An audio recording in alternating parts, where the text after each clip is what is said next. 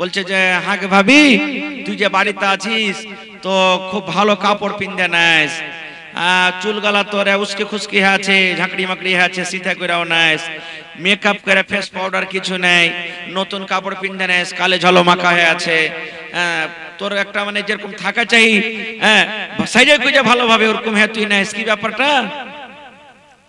এবার কথাটা শোনা পর তখন সালমান বলছেন যে আমার ভাবি আমাকে বলছেন কি জানেন, রে সালমান ভাই, কার জন্য আমি সাজন সাজবো রে ভাই? কে আমাকে দেখবে? কার জন্য আমি নতুন কাপড় পরবো? কাকে আমি সিধা করে দেখাবো? কাকে আমি পাউডার মেখে দেখাবো? কাকে আমি সুন্দর করে মেকআপ করে দেখাবো? কে আমার নতুন কাপড়ের দিক দেখবে? কাকে আমি সিধা করে দেখাবো? কে আমাকে দেখবে? দেখার কোনো লোক নাই, দেখার মানুষ নাই। এজন্য ভাই আমার জীবন যেইভাবে কাটছে আমি ঠিকই আছি, এরকম ভাবে আমি চলছি। আমি মেকআপ করব, সুন্দর হয়ে সেজে থাকবো, আমি সিধা করে থাকবো, কে আমার সিধা দেখবে? সিধা দেখার মতো লোক না। যখন কথাটা বলা তখন সালমান রাদিয়াল্লাহু তাআলা বলছেন, কেমন কথা বলছো ভাবি? ভাইকে তুমি দেখাইবে? ভাই বাড়িতে আছে, ভাইকে দেখাইবে? আমাদের জমানার মতন তো মা খালা নাই যে ওর পুরুষ 1000 টাকা দামের ওকে শাড়ি কিনে দিবে, আর ওই শাড়ি পুরুষের সামনেও পিনবে না, বইরাতে যাবে তখন ওই বিয়েকে দেখাতে যাবে শাড়ি। এরকম হয় না? হয় না? হ্যাঁ, ভাইয়ের বিয়ে লেগেছে, বিহানের বাড়ি ঘুরতে যাবে, রাতের বেলাতে পুরুষকে জিজ্ঞাসা করবে, হ্যালো রে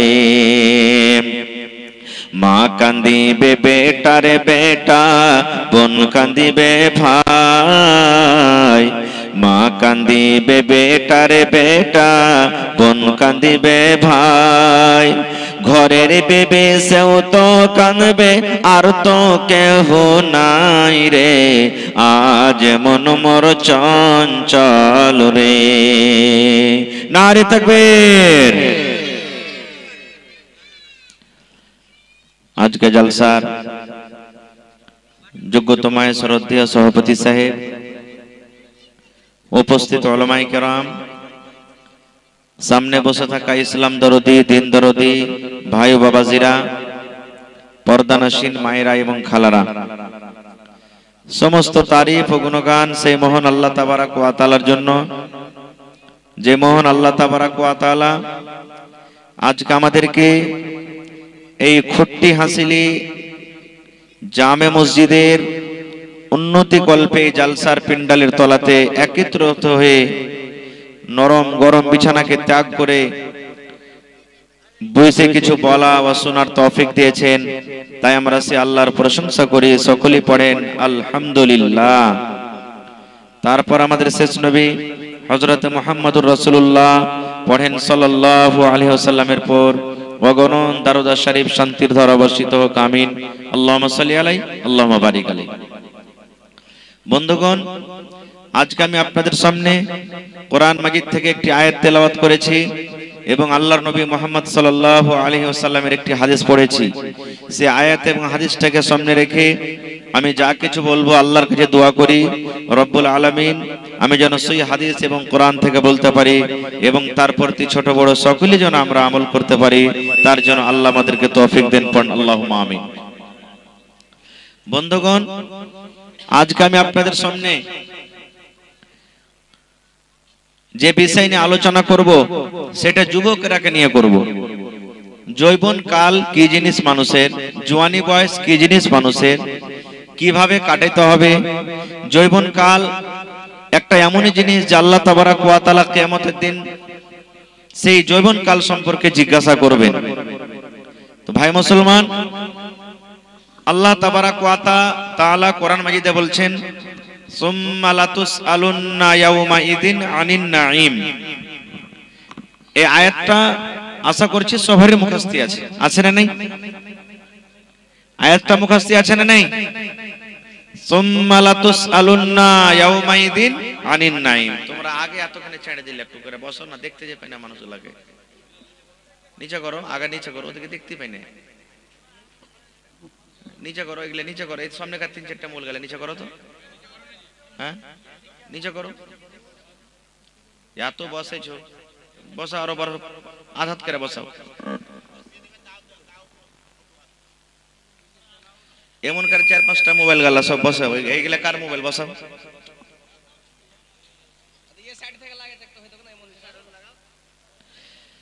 তো ভাই আমার, আল্লাহ তাবারাক ওয়া তাআলা কোরআনে বলছেন সুম্মা লাতুসআলুন্না ইয়াউমাইযিন আনিন নাঈম। নামাজে পড়ি, এমনি টাইমে পড়ি, এমনি টাইমে তেলাওয়াত করি, কিন্তু আয়াতটার মতলব, আয়াতটার মানে কি যারা পড়ালেখা মানুষ তারাই জানে, তারাই বুঝে, তাছাড়া আমরা বুঝতে পারি না। আল্লাহ তাবারাক ওয়া তাআলা বলেন, হে দুনিয়ার মানুষ, নর হোক কিংবা নারী হোক, মেয়ে লোক কিংবা মরদ লোক হোক, আল্লাহ তাবারাক ওয়া তাআলা বলছেন কিয়ামতের দিন প্রত্যেক নিয়ামত সম্পর্কে তোমাকে জিজ্ঞাসা করা হবে। কিয়ামতের দিন আল্লাহ রাব্বুল আলামিন যতগুলি নিয়ামত আমাদেরকে দান করেছেন, সমস্ত নিয়ামত সম্পর্কে আল্লাহ কিয়ামতের দিন জিজ্ঞাসা করবেন। এবার আল্লাহর নিয়ামত আছে কত? আল্লাহ তাবারাক ওয়া তাআলা কোরআন মাজিদের অন্য জায়গাতে বলছেন ওয়াইন তাউদ্দু নি'মাতাল্লাহি লা তুহসুহা। হে দুনিয়ার মানুষ, আমি আল্লাহ তাবারাক ওয়া তাআলা এতগুলি নিয়ামত তোমাদেরকে দান করেছি, যদি খাতা কলম নিয়ে তোমরা যদি লিখতে লাগো, আল্লাহ বলছেন লা তুহসুহা, তোমরা লিখে শেষ করতে পারবে না। এত আল্লাহ নিয়ামত দান করেছে।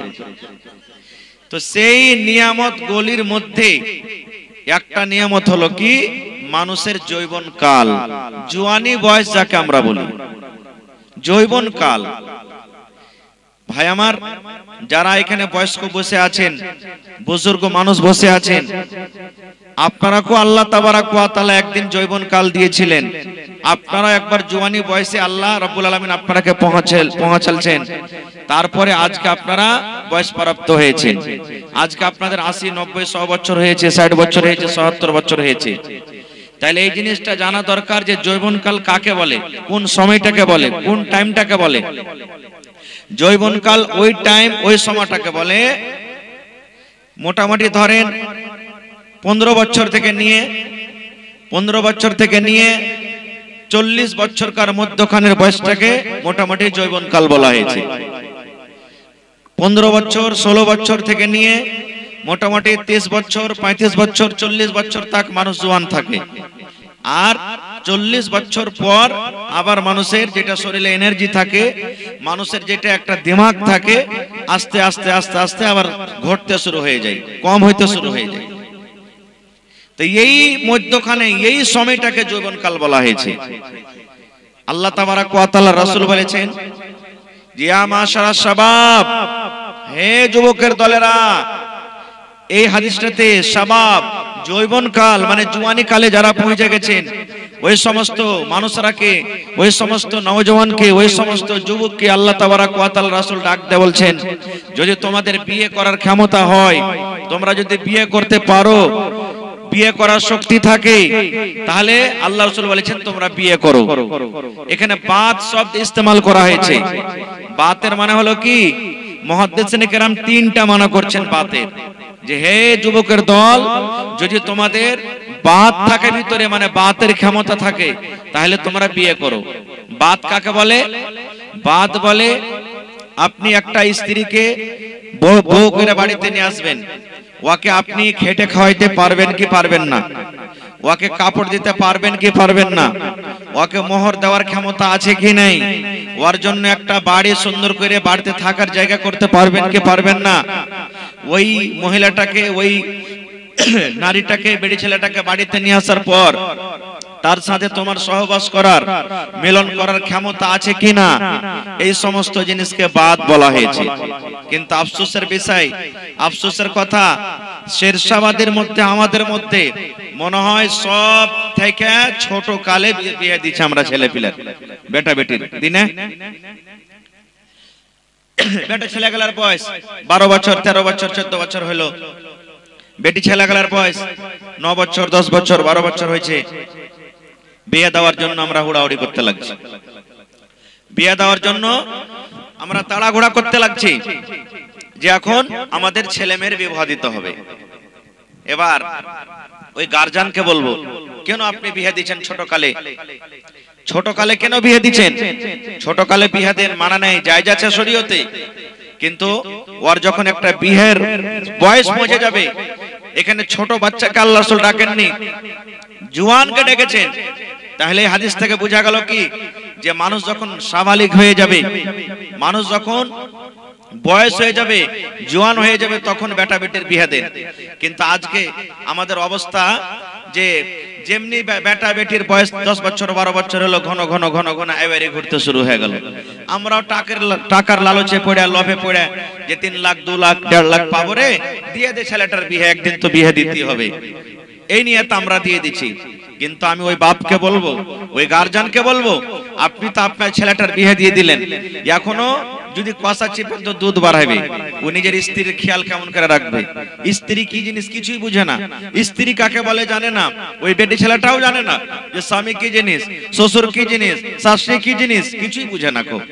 ফলে কি হয়েছে, 2 মাস 4 মাস 6 মাস পর আর একদিন তখন বেটি ছেলেটা বলছে যে বাপুজি আর ভাত খাবো না, বাড়তে থাকবো না। এবার কোনো বাহানা দিয়ে ফান্দে ফেলে ছেলেটাকে পটিয়া সটিয়ে ডেকে তার হাতে দড়ি বেঁধে তখন বলছে, তোর বাপ কেটা, 2 লাখ টাকা তোকে দিয়েছি, 3 লাখ টাকা বিয়েতে খরচ হয়েছে, 5 লাখ টাকা তুই দিয়ে তালাক করে নিয়ে চলে যায়। এগুলো না হয়েছে আমাদের সমাজে, হয়েছে না, হয় না? এই জন্য ওই গার্জিয়ানকে বলবো যে বেটার বিয়ে দেন কিংবা বেটির বিয়ে দেন, বয়স হয়ে দেন, আর ওকে বুঝান, ওই ছেলেটাকে বুঝান যে তোর স্ত্রীর কি হক, এবং মেয়েটাকে বুঝান তো তোর উপরে তোর স্বামীর কি হক, এগুলা বুঝান। অবস্থা কি জানেন? সুবহানাল্লাহ, আজকে একটা বেটা ছেলে বিয়ে করে চলে গেল, লাগতে পুঁটা বইছে ভাই, পুঁটা চুইছে, ও জানে না যে স্ত্রীর সামনে কেমন ভাবে থাকতে হয়। গুটকা খাইছে, মধু খাইছে, সুবহানাল্লাহ, এমন দুর্গন্ধ করছে মুখ। ওই স্ত্রীর পাঞ্জরে যখন আপনি রাতের বেলাতে ঘুমাবেন, মুখ লেগে যাবেন, তো স্ত্রীটা থাকবে আপনার বাড়িতে? জীবনে থাকবে না আপনার বাড়িতে, পালিয়ে যাবে ওখান থেকে। আল্লাহর রাসূল বলেছেন, কাঁচা পেঁয়াজ কাঁচা রসুন খায়া মসজিদে যায়ও না। কাঁচা পেঁয়াজ খেলেন, কাঁচা পেঁয়াজ খেলেন, মানা নাই, খান, কিন্তু খাওয়ার পর হঠাৎ করে মসজিদে যেও না। কেন? যে মসজিদে যেতে গেলে তোমার মুখখানটা বাসনা করবে, দুর্গন্ধ করবে, করবে না? করবে না? নামাজ যেমনই পড়িতে আপনি খাড়া হয়েছেন, কাঁচা পেঁয়াজ কাঁচা রসুন যে খাড়িয়া নামাজ পড়বে, আপনি বুঝতে পারবেন যে এই কাঁচা পেঁয়াজ খেয়েছে। আপনার মনে দুঃখ হবে, তকলিফ হবে, আল্লাহর ফেরেশতারা থাকছেন আপনার সাথে, ওরা তকলিফ পাবে। এই জন্য আল্লাহ রাসূল বলেছেন, কাঁচা পেঁয়াজ কাঁচা রসুন খেয়ে তুমি মসজিদে যেও না। আর আপনি খাইনি, খায়া খায়া খায়া ভাই এই ঠোঁটখানটাকে 1 আঙ্গুল গাঢ় করে দিয়েছে। কত মানুষ ভিতরে খাইনি লিয়ার করে রাতের বেলাতে ঘুমিয়ে যায়, সারা রাত খানিটা থেকে থেকে এমন বাসনা করে। আপ কহেন যে এরকম স্ত্রী ও তো মজবুর আছে, থাকছে তো মজবুরিতে থাকছে। সুবহানাল্লাহ, এরকম স্ত্রী তো ছাড়া আপনাকে পালিয়ে যাবে, ছাড়া পালিয়ে যাবে। কত ভাই মধু মুখে ভরবে, কত ভাই আরো কিছু ভরবে মুখে, থেকে গেল সারা রাত। না ভাই, তকলিফ দিতে হবে না, কষ্ট দিতে হবে না। সুবহানাল্লাহ, এই জন্য একটা পুরুষকে জানা দরকার যে আমাকে বাড়িতে স্ত্রী নিয়ে আসতে হবে, কি হক। আল্লাহ রাসূলের জামানাতে এক বাপ নিজের বেটির বিয়ে দিবে, বাপ নিজের বেটির বিয়ে দিবে, বেটি বলছে আব্বা আমি এখন বিয়ে শাদী করব না, বিয়ে শাদী করব না। এবার সেই বাপ নবীর দরবারে চলে গেলেন, যাওয়ার পর বলছেন, হুজুর আমার মেয়ের আমি বিবাহ দিব, বেটির বিয়ে দিব, আমার বেটি রাজি নাই, বিয়ে করতে চায় না, আপনি তাকে একটু জিজ্ঞাসা করেন তো কারণটা কি। আল্লাহ রাসূল বললেন যে তোমার বেটিকে এনেছো? বলছেন না। বলছে যাও তোমার বেটিকে নিয়ে এসো। পরের দিন বেটিকে সাথে করে নবীর দরবারে চলে গেছেন। এবার আল্লাহ রাসূল বলছেন যে আরে আল্লাহর বান্দি, তোমার বাপ তোমার জন্য একটা খুব সুন্দর ছেলে দেখেছে, তো তোমার বিয়ে দিবে, তো তুমি ইনকার করছো, কারণটা কি? এই আমার ভাইরা মায়েরা খালারা শুনেন। এবার সেই বেটি ছেলে কি বলছেন জানেন? আল্লাহর নবী গো, বাপ আমার বিয়ে দিবে, আমি রাজি হয়ে যাব গো নবীজি, কিন্তু বিয়ে করার আগে একটা জিনিস আমার দরকার আছে, একটা জিনিস আমি জানতে চাই। আল্লাহ রাসূল বললেন, ও আল্লাহর বান্দি, কি তুমি জানতে চাও, কি তোমার দরকার রয়েছে বলো। এইবারে সেই বেটি ছেলে বলছেন, আল্লাহ নবী গো, আমি একটা মেয়ে ছেলে মানুষ, হয়তো আমার বিয়ে হয়ে গেল, ধরেন আমি শ্বশুরের বাড়ি আমি চলে গেলাম, বিয়ে করার পর যে আমার স্বামী আছে আমাকে নিজের বাড়িতে নিয়ে চলে গেল, তার বাড়িতে যাওয়ার পর আমার স্বামীর আমার উপরে কতটুকু হক রয়েছে গো আল্লাহর নবী, আমার স্বামীর কতটুকু আমাকে কথা মেনে চলতে হবে, আমার স্বামীর আমার উপরে কতটুকু হক রয়েছে, আমার স্বামীর কতটুকু কথা আমাকে শুনতে হবে, একটু দয়া করে বলে দেন। এ আমার মায়েরা খালারা শুনেন, এইবারে আল্লাহ রাসূল বললেন, মহিলা যখন তোমার বিয়ে হয়ে গেল, যখন তুমি শ্বশুরের বাড়িতে চলে যাবে, তোমার উপরে তোমার স্বামীর অতটুকু হক রয়েছে, তোমাকে তোমার স্বামীর অতটুকু কথা মেনে চলতে হবে, শুনতে হবে। তোমার স্বামীর গতরে যদি ফোট হয়ে যায়, তোমার স্বামীর গায়ে যদি ঘা হয়ে যায়, তোমার স্বামীর গতরে ফোট হয়েছে, ফোট পেকে গেছে, ঘা পেকে গেছে, পুজ চুইছে, রক্ত বইছে, এই মতো অবস্থাতে তোমার স্বামী যদি তোমাকে বলে, বিবি রে এই আমার ঘাটাকে তুমি সাফ করে দাও, এই ফোটটা পেকে গেছে সাফ করে দাও, কি দিয়া সাফ করবে রে বিবি? তোমাকে আল্লাহ তাবারাক ওয়া তাআলা বাড়িতে পানি দিয়েছে, কল আছে তোমার বাড়িতে, যদি তুমি বলো পানি দিয়ে ধোবো, চলবে না। আল্লাহ রাসূল বলছেন, মহিলা তোমার স্বামী যদি তোমাকে বলে, এই আমার বিবি, ও আমার স্ত্রী, তুমি শুনে নাও, পানি দিয়ে সাফ করতে হবে না, তুলা দিয়ে সাফ করতে হবে না, কাপড় দিয়ে সাফ করতে হবে না রে বিবি, আল্লাহ রাব্বুল আলামিন তোমাকে জিহ্বা দান করেছেন, ওই জিহ্বা দেন, সুবহানাল্লাহ। যদি স্বামী বলে জিহ্বা দিয়ে চেটে চেটে চেটে চেটে চেটে তুমি রক্তকে সাফ করে দাও, জিহ্বা দিয়ে চেটে চেটে তুমি ঘাকে সাফ করে দাও, আল্লাহর নবী বলেছেন, মহিলা তুমি ইনকার করতে পাবে না, ইনকার করতে পাবে না, তুমি এই কথা বলতে পাবে না, স্বামী গো এই কাজ আমি করতে পারবো না। আল্লাহ রাসূল বলেছেন, তোমার স্বামী যদি বলে, বিবিরি জিহ্বা দিয়ে চেটে চেটে চেটে তুমি ঘাকে সাফ করে দাও, আল্লাহ রাসূল বলেছেন, তোমাকে জিহ্বা দিয়ে চেটে চেটে চেটে তোমাকে সাফ করতে হবে। এগুলা কোথায় শিখবে, কখন শিখবে? বিয়ে করার আগে শিখতে হবে। কত ভাইকে দেখবেন, ও চকে রসগোল্লা খেয়েছে, হোটেলে ভাত খেয়েছে, বাড়িতে ভাত খেয়েছে, বাড়িতে শাক খেয়েছে, দাঁতে শাক লেগে আছে, দাঁতে ভাত লেগে আছে, দাঁতে গোশ লেগে আছে, এরকমই দাঁত নিয়ে এবার বিছানে ঘুমিয়ে গেল। স্ত্রীটা কষ্ট পাবে না? এই সমস্ত জিনিস জানতে হবে ভাই মুসলমান।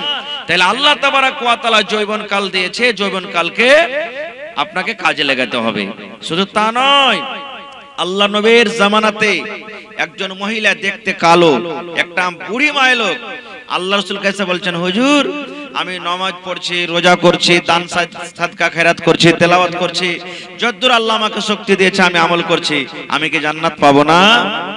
একজন মহিলা এসে, বুড়ি মেয়ে লোক এসে বলছেন, হুজুর আমি নামাজ রোজা দান ধ্যান সব করছি, আল্লাহ কি আমাকে জান্নাত দিবে না? রে আমার মায়েরা খালারা শোনেন, যখন কথাটা শোনা পর এবারে আল্লাহ রাসূল বললেন, ও আল্লাহর বান্দি মহিলা শুনে নাও, আল্লাহ রাব্বুল আলামিন কোন বুড়া এবং বুড়িকে আল্লাহ জান্নাত দান করবেন না, কোন বুড়া এবং বুড়ি জান্নাতের ভিতরে যাবে না রে, জান্নাতের ভিতরে যাবে না, কোন বুড়াও জান্নাতে যাবে না, কোন বুড়িও জান্নাতে যাবে না। এই কথাটা শুনে ওই বুড়ি মেয়ে লোক লাগলো কাঁদতে, সুবহানাল্লাহ, আল্লাহ বুড়িয়ে গেছে বলে জান্নাত জাহান্নাম জান্নাত পাবো না, এত আমল সব বেকার হয়ে গেল। যখন তার মনটা খারাপ, কাঁদতে শুরু করেছে, এবার দয়ার রাসূল বললেন, ও আল্লাহর বান্দী শুনে নাও, ও আল্লাহর বান্দী শুনে নাও, তুমি মন খারাপ করিও না, তুমি কেঁদো না, কেঁদো না, তুমি তোমার মনটাকে খারাপ করিও না। আজকে তোমার বয়স 80 বছর আছে, আজকে তোমার বয়স 60 বছর আছে, আজকে তোমার বয়স 50 বছর আছে, যখন তুমি জান্নাতের ভিতরে যাবে, আল্লাহ যখন তোমাকে জান্নাত দেবেন, তখন তোমার বয়স 80 বছর হবে না, তোমার বয়স 100 বছর হবে না, তোমার বয়স 60 বছর হবে না, তোমার বয়স তখন সেই টাইমে সেই সময়তে 20 বছর হবে, 25 বছর হবে, 23 বছরকার তুমি যুবক যুবতী হয়ে তোমার বয়স যৌবন কাল থাকবে। যখন আল্লাহ রাব্বুল আলামিন তোমাকে জান্নাত দান করবেন, যখন তুমি জান্নাতের ভিতরে যাবে, ওই টাইমে তোমার বুড়াতি কাল থাকবে না, ওই টাইমে তোমার বয়সটা 20 বছর, 25 বছর, 23 বছরকার তোমার বয়স হবে। কেন? আল্লাহ তখন আর বুড়া করে আপনাকে দিবে না, জওয়ানি হালাতে আল্লাহ জান্নাতে পাঠাবে। কেন? এই জন্য আজকে যদি আপনাকে সুফরিয়াম খেতে দেয়, মনে করেন সুফরিয়াম খেতে দিলে, যতটি এখানে বয়সপ্রাপ্ত ভাই নানা দাদু বসে আছেন, আপনারা সুফরিয়াম চাবিয়া খাইতে পারবেন? এখন পারবেন কি? পারবেন না খাইতে? কড়া জিনিস একবারে পারবেন তো গুলগুলে, তো ওই গুলগুলের মধ্যে আঠিটা তো গুলগুলা হয় না, বিচ্ছি গলা যে ভিতরে আছে ওগুলাকে আপনি দাঁতে লেড়ে চেড়ে খাবেন। দেখবেন ইফতারের টাইমে কত ভাইকে দেখবেন যে বাদাম লিয়ে ঘুগনি লিয়ে বসেছে, আগতি 5 মিনিট আগে বসেছে, ঘুগনি যখন থালাতে দিবে তো ভেঙ্গা ভেঙ্গা ভেঙ্গা ভেঙ্গা ভেঙ্গা ওকে ছাতু করবে, তারপরে ইফতারের টাইমে খাবে। কেন? ও আর চাবাইতে পারবে না। এবার বুড়াতি কালে যদি আল্লাহ জান্নাতে দেয়, তো জান্নাতে কেলা আছে, জান্নাতে আম আছে, জান্নাতে সেব আছে, কত রকম ফল আছে। এবার কড়া ফল যদি আল্লাহ দিয়ে দেয় তো বুড়া মানুষরা খাইতে পারবে? পারবে না। আরো মেলায় কারণ আছে। এই জন্য জান্নাতে মজা নিবে কারা? যুবকেরা। যুবক হয়ে আল্লাহ তাবারাক ওয়া তাআলা জান্নাত দান করবেন। তাহলে আল্লাহ রাব্বুল আলামিনের নিকটে কত যুবকের আহমিয়ত ফজিলত দেখেন। আরেকটু আগে চলেন। আল্লাহ রাসূল বলেছেন, হে আমার উম্মত শুনে নাও, যেদিন কিয়ামত কায়েম হবে, হাসরের ময়দান হবে, ওই কিয়ামতের দিন আল্লাহ রাব্বুল আলামিনের আরশ ছাড়া কোনো ছায়া থাকবে না, কোনো মসজিদ থাকবে না, মাদ্রাসা থাকবে না, গাছপালা কিছু থাকবে না, সব নষ্ট হয়ে যাবে, ফানা হয়ে যাবে। কিয়ামতের একটা দিন হবে 50,000 বছরকার সমান দিন হবে। আর মাথার উপরে সূর্য থাকবে। যে যেমন পাপ করবে, নিজের পাপের কারণে মানুষ কাহরের হাঁটু পর্যন্ত ঘাম হবে, কারো কোমর পর্যন্ত ঘাম হবে, কারো বুক পর্যন্ত ঘাম হবে, কোন মানুষের থুতনি পর্যন্ত ঘাম হবে। যে যেমন দুনিয়াতে গুনাহ করবে, পাপ করবে, নিজের ঘামের অবস্থাতে থাকবে। আল্লাহ রাসূল বলেছেন, ওই কিয়ামতের দিন মানুষের মাথার উপরে সূর্য থাকবে, মানুষ সেদিন রোদ গরম সহ্য করতে পারবে না। কত কঠিন দিন হবে ওরে আল্লাহ। আল্লাহ রাব্বুল আলামিন ওই কিয়ামতের ভয় দেখাতে গিয়ে, কিয়ামতের বয়ান করতে গিয়ে আল্লাহ সূরাতুল হজে বলছেন, ওরে দুনিয়ার মানুষ তোমরা শুনে নাও, আজকে আমার বাড়িতে মায়েরা খালারা আছেন, বাড়িতে বোন আছে, বিবি আছে। বাড়িতে যখন মায়েরা খালারা যখন বাচ্চা জন্ম দেয়, ওই আমার বোনেরা বিবিরা যখন বাচ্চা জন্ম দেয়, কত কষ্ট হয়, হাউমাউ করে চিৎকার করে। বাচ্চা হওয়ার টাইমে এক একটা ব্যথা, এক একটা জ্বালা যন্ত্রণা এমন আছে, মায়েরা মনে করে আল্লাহ তুমি মত দিয়া দাও, আমার মরে যাওয়া ভালো। আল্লাহ এরকম কষ্ট আমার জীবনে আর সহ্য হয় না, আল্লাহ এরকম কষ্ট আমি আর সইতে পারি না, এরকম কষ্ট। আল্লাহ রাব্বুল আলামিন কোরআনে বলে, বান্দারে ওই কিয়ামতের দিন এমন কঠিন দিন হবে, এমন ভয়ঙ্কর দিন হবে, খতরনাক দিন হবে।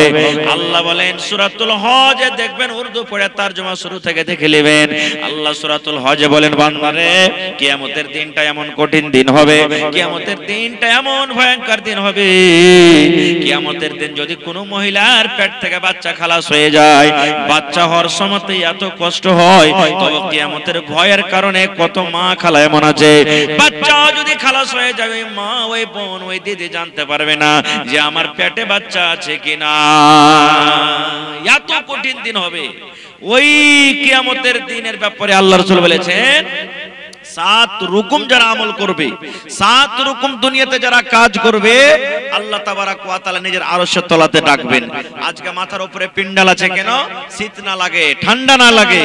তো আল্লাহ তাবারাক ওয়া তাআলা কিয়ামতের দিন নিজের আরশ ছাড়া কোনো ছাইয়া থাকবে না, কোন রকমের ছাইয়া থাকবে না। ওই আরশের তলাতে কে জায়গা পাবে? 7 প্রকারের মানুষ পাবে। 7 প্রকারের মধ্যে 6 প্রকারকে বাদ দিয়ে দিলাম, আল্লাহ বাচ্চারাকে ইনশাআল্লাহ কোনদিন বলবো। তার মধ্যে একটা লোক হবে কি? ওয়াশাবুন নাশা ফি ইবাদাতিল্লাহ। 7 প্রকারের মধ্যে এক প্রকারের মানুষ হবে। ও আমার খুঁটিয়া ছেলে, গ্রামের নওজওয়ান যুবক শুনে নাও, আল্লাহ রাব্বুল আলামিন নবী বলেছেন 7 প্রকারের মধ্যে ওই নওজওয়ানকে আল্লাহ কিয়ামতের দিন ডাকবেন, ওই যুবককে আল্লাহ কিয়ামতের দিন ডাকবেন। ও আব্দুল্লাহ, আব্দুর রহমান, আব্দুস সাত্তার, খালেদা, হাবিবা, জায়েদা, শুন, তোরা নিজের জীবন কালকে একমাত্র আল্লাহর ইবাদতে কাটিয়েছিলি, একমাত্র আল্লাহর জিকির আজকারে বান্দেগিতে কাটিয়েছিলি। আজকে আমি আল্লাহ রাব্বুল আলামিন তোমাদেরকে পারমিশন দিয়ে দিলাম, আমি আল্লাহ তোমাদেরকে ডাক দিয়েছি, এসো এসো তোমরা নিজের আরশের তলাতে আজকে জায়গাটা নিয়ে নাও। এত বড় ফজিলত নওজওয়ানের কি, সুবহানাল্লাহ। আজকে আমাদের নওজওয়ান বিগড়ে গেল। নওজওয়ান আজকে কোথা থেকে কোথায় চলে গেল। যেই নওজওয়ান রাত দিন ইবাদত করেছেন আল্লাহর নবীর জামানাতে, তাদের ইবাদত দেখে, বান্দেগি দেখে আল্লাহ রাসূল মানা করেছেন যে এত ইবাদত করিও না। আর আজকে ওই হতভাগা আমরা মুসলমান, যে আজকে আমাদের নওজওয়ান শরীয়ত থেকে এত দূরে চলে গেল যে তারাকে ডাইকা ডাইকা মজলিসে পাওয়া যায় না, মসজিদে পাওয়া যায় না।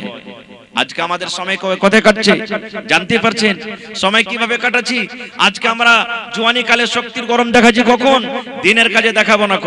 আজকে জালসা হয়েছে, এই জিনিসটা দেখাবো না। আরে চল আমাদের মসজিদের জন্য জালসা আছে, তাড়াতাড়ি করে চল, ওখানে সবকে ঢেকে হেঁকে আমরা বসবো, আর বসার পর কিছু শুনবো আর দান করবো, মসজিদ বানাইতে হবে। আমরা ল্যাপের মধ্যে সাঁধিয়ে গেছি আর বলছি যে ঠান্ডার সময়তে জালসা লাগালছি, এখন মসজিদে যে কি হবে, জালসাতে যে কি হবে।